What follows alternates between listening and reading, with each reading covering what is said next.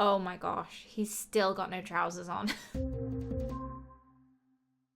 Make sure that you're subscribed to the channel and click the bell to turn on notifications so you never miss a video. Hey guys, and welcome back to the next part of MV2 on episode. Yammy, listen, I have to keep this short. There's been a terrible mistake. They've taken me off the case and they're currently holding me for questioning. Why am I naked? First of all, what the heck?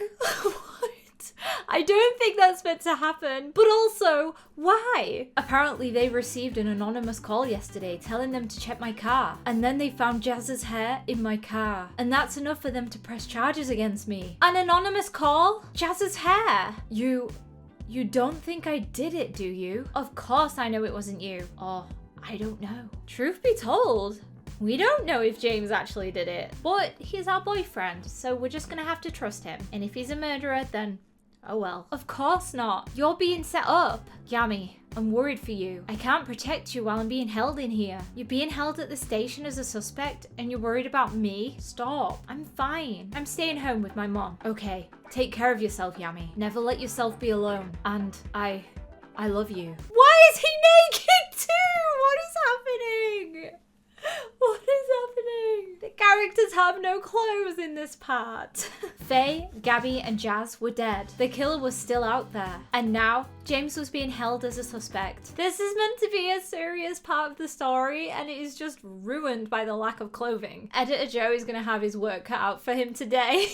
They found Jazz's hair in my car. But Jazz had never been in James's car. That night when he came to pick us up in the alley, Jazz had driven her own car home. Oh, hey, is everything okay? I remember. It was hot that day, and James had his car windows down. Was it? Could he have dropped hairs in the car? Through the open window? Oh my gosh! He planted the hairs! The killer is Mr. Cohen! Who are you texting anyway?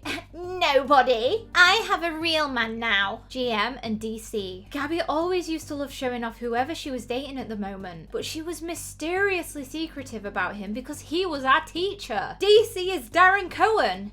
But he doesn't drive a black Ford. Or at least, that's what he told us. I knew what I had to do. I had to find out if he had another car, if he had lied to our faces. But how? He had proven himself to be shockingly cunning, and he had killed 3 of my best friends already. Luckily, I was not alone. May, I know who did it. It's Darren Cohen. It was him all along. What? How do you know that? Because somebody planted Jazz's hair in James's car to set him up. And I remember when James dropped me off at school yesterday morning, Mr. Cohen came up to talk to us just by the car. James had his windows all wound down that morning. And Mr. Cohen could have easily dropped those hairs in the car when we were talking to each other. We didn't even notice until he spoke. Okay, I hear you.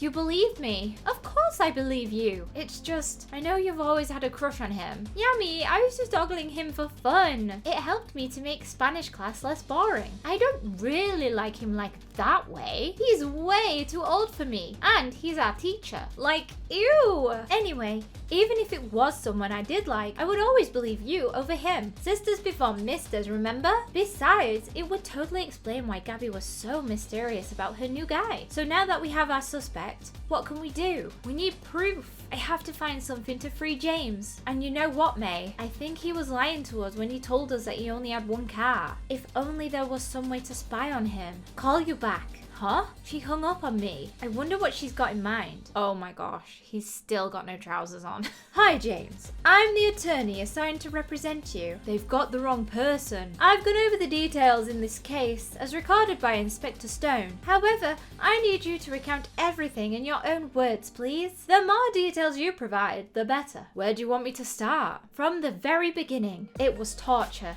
Doing nothing while James was being held in lockup. I was physically still on the outside, but on the inside, 100 thoughts and emotions were swirling around me like a storm. I wanted to run to school and confront that horrible person in class, right in front of everybody. I wanted to go to the station and demand that they let James out. I wanted to... Ooh, a message. I sent you a link. Check your mail. On your laptop so we can talk on the phone. Call me as soon as you've checked it out. Starting up.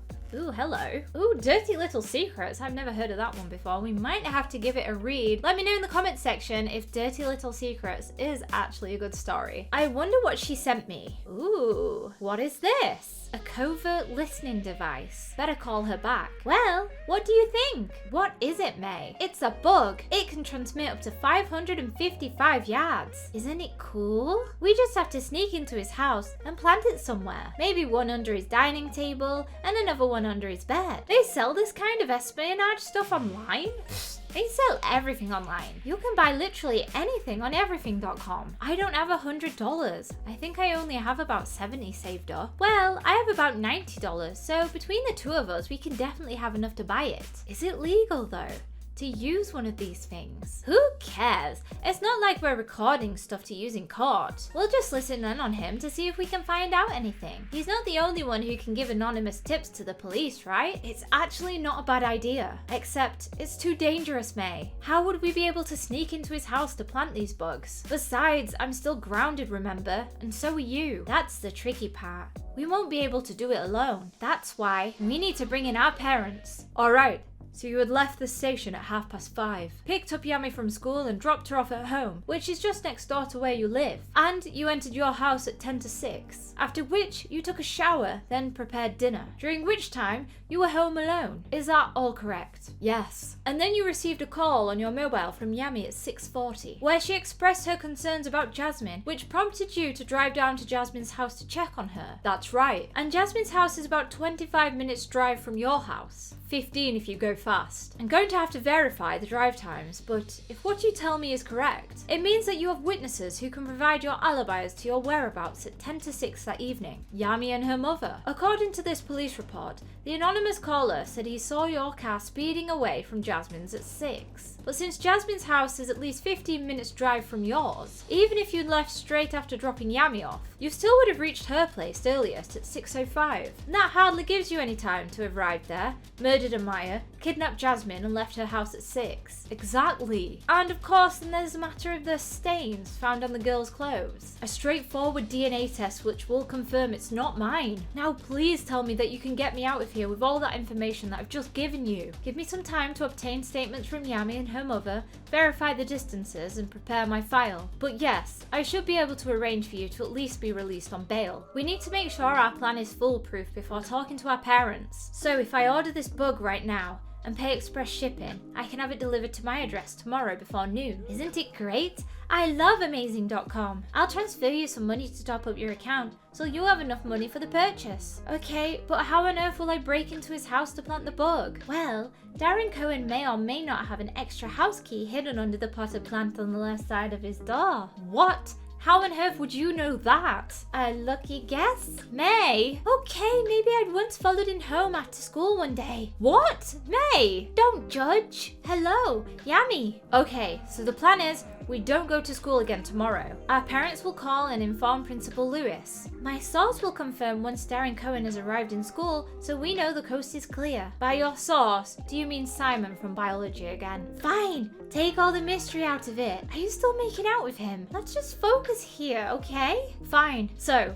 as soon as the coast is clear, we go in and plant the bugs. Our parents will stay outside in the car as lookouts, just in case. And then we'll return again in the evening, parking the car down the street, but within transmission distance. And we learn something that will incriminate Darren Cohen and set your bae free. Booyah! May, please never say booyah ever again. And first we have to convince our parents to go along with it. They will. Your mum will want to help James too, and my parents don't really want to send me off to Connecticut. Besides, what could go wrong? Stop saying that, May. Every time you say that, something goes wrong. Eep. Okay, I won't say it. So, are we ready to do this? Let's do it. So guys, that is where today's part of episode has ended. I really hope you did enjoy it. If you did, do make sure to leave a like to let me know you're excited for the next one. Hope you're all having a wonderful day, and I will see you guys in the next one. Yammy, your channel sweet just like some candy, hot just like Miami. Yeah, a hit deserves a Grammy. You like it, so subscribe. Let it take you for a ride. Post a comment, you gon' see that purple hair go side to side. Watch it go side to side. And don't forget she got that merch to buy.